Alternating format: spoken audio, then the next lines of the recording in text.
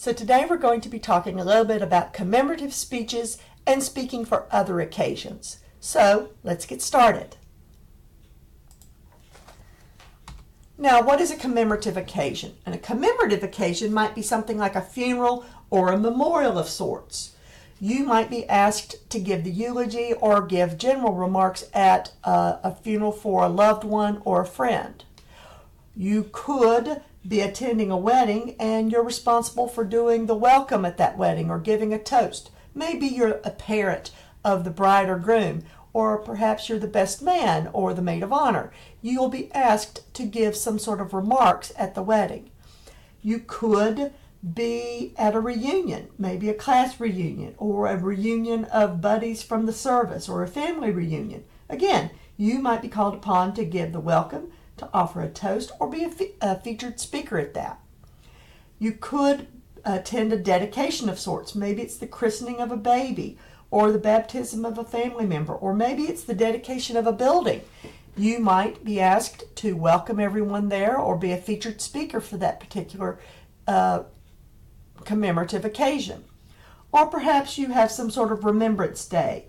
Perhaps you are a veteran and you're with a group celebrating Veterans Day. You might have some remarks that you want to give. Or your parents are celebrating their 50th wedding anniversary and you want to welcome everyone or talk to folks at that occasion. Regardless of the occasion, a commemorative speech has a purpose. The commemorative speech purpose is to celebrate, praise, or pay tribute to something or someone. The goal of the commemorative speech is to unite, enthrall, uplift, and inspire. So clearly, emotional tone is critical to the commemorative speech. Because emotional tone is so critical, your language use should be very, very carefully constructed in order to hit that proper emotional tone. The other thing that you need to consider besides language is the audience itself. As with all speeches, audience is important. In fact, for the commemorative speech, the audience is the main consideration. Let me tell you a little bit about a eulogy that I gave for my father. My father passed away a couple of years ago.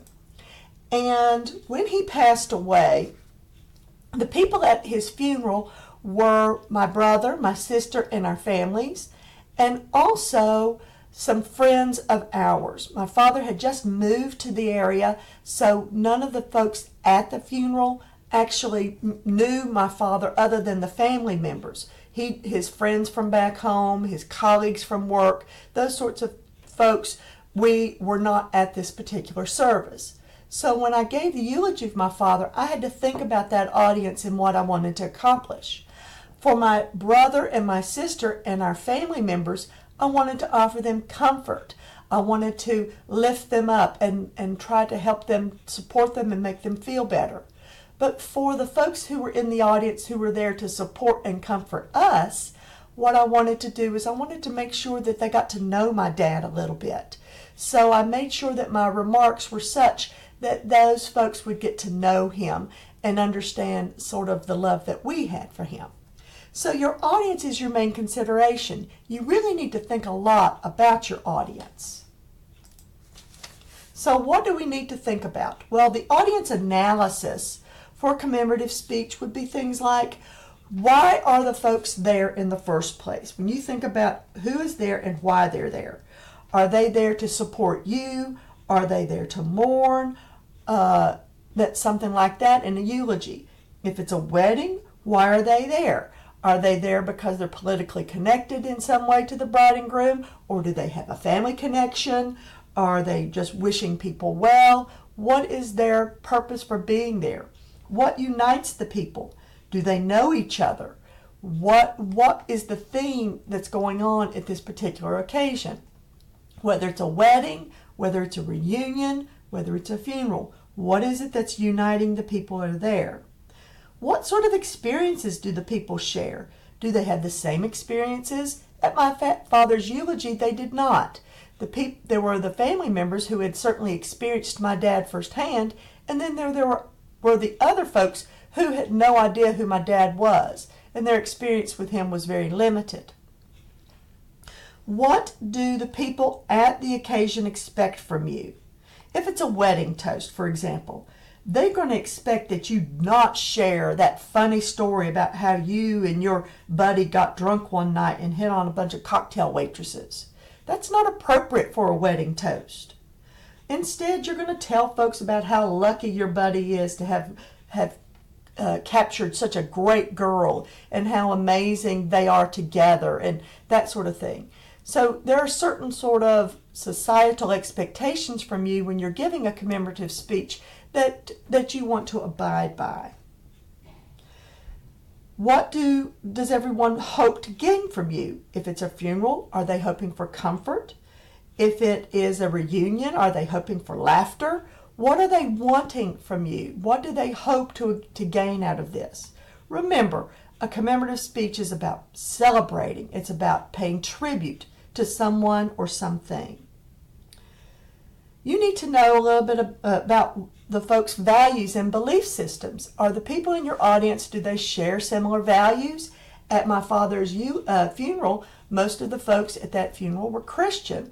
And so when I shared scripture readings at the funeral, it was an appropriate part of the eulogy. Had it been a secular service, then using Bible verses might not have been appropriate. So think about the values or the belief systems of your audience members. And also, what are their concerns and worries?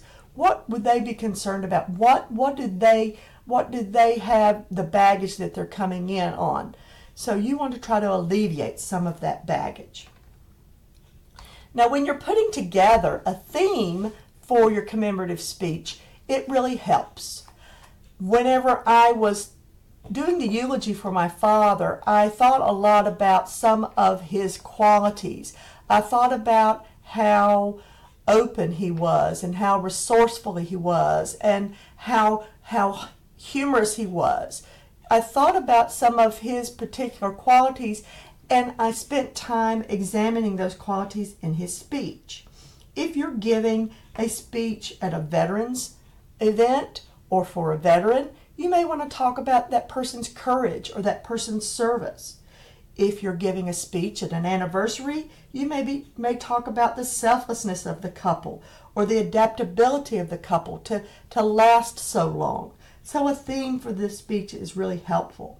Maybe you're giving a eulogy for a family member who's a real free spirit, and you want to talk about that person's originality and their creativity, and you want to play on those themes as you're going through your remarks.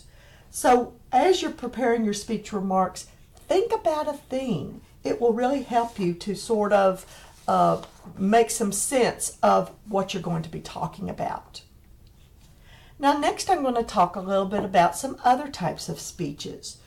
There are speeches for awards. You can be either presenting or accepting an award. You don't have to be a member of the movie cinema peep group to get an award. You don't have to get a Grammy or an Oscar or an Emmy to get an award. You might get the award for Employee of the Month, or you might be presenting the award for the Employee of the Month. There are award ceremonies in most business environments, and so perhaps you might be called upon to present such an award or accept such an award. And also there may be motivational speeches. You know, you may not think of yourself as a motivational speaker, but at some point you may need to motivate folks. If you're the CEO of a company, you may have to spend time motivating your employees. Or perhaps you're a project manager and you're trying to motivate the folks on your team. Or you're a supervisor and you're trying to motivate the folks who report to you. So there are times when you may have to give award speeches or motivational speeches. So let's take a couple of minutes and talk about those. Now, if you're presenting an award, then you need to explain the significance of the award. You need to highlight the award. You need to make sure that the recipient, as well as everyone in the audience, understands the importance of the award, what it stands for, how someone could earn it, and what are the traditions associated with the honor. So, play up what the award is. And also you need to highlight how the person who earned the award, how they got it. Build that person up. What did that person do to deserve the award? How did they meet the criteria better than everyone else who was up for the award?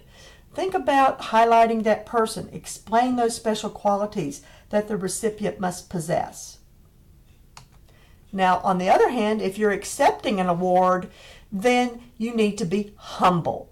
Franklin Delano Roosevelt said it best. He said, "Be sincere, be brief, and be seated." Don't talk our ears off with how fabulous you are whenever you're giving an acceptance speech. You simply show gratitude. Thank the organization who gave you the award. Praise whoever might have been in competition with you. And be very, very humble about the fact that it wasn't just you who achieved this. Share the glory. Mention other folks who supported you toward this achievement. Think about the best speeches that are acceptance speeches and emulate that. Be humble. And finally, a motivational speech. Again, you may have to motivate your troops in some way, whether you're the CEO, a project manager, a supervisor, maybe you're the leader of your family. You know, you are the primary person in your family and you're trying to get everybody on board. So what do you have to offer? Think about your unique qualities and how you can harness them to motivate people. How can you use your own life experience? Don't try to fake it. Incorporate your own life experience into any motivational speech you have. You need to know your audience and know what they need. And you need to build a very strong structure for the speech. Any motivational speech is going to be very well structured with very intention and with great intentionality. And also keep it simple. Don't go off on a tangent and try to explain everything. Just keep it simple. Have a very simple, straightforward message and hammer it home. And finally, if you're going to motivate folks, you've got to own the stage. You really, really have to be confident, hold your own, and help everybody know that you are going to get them where they need to be. So that's about it.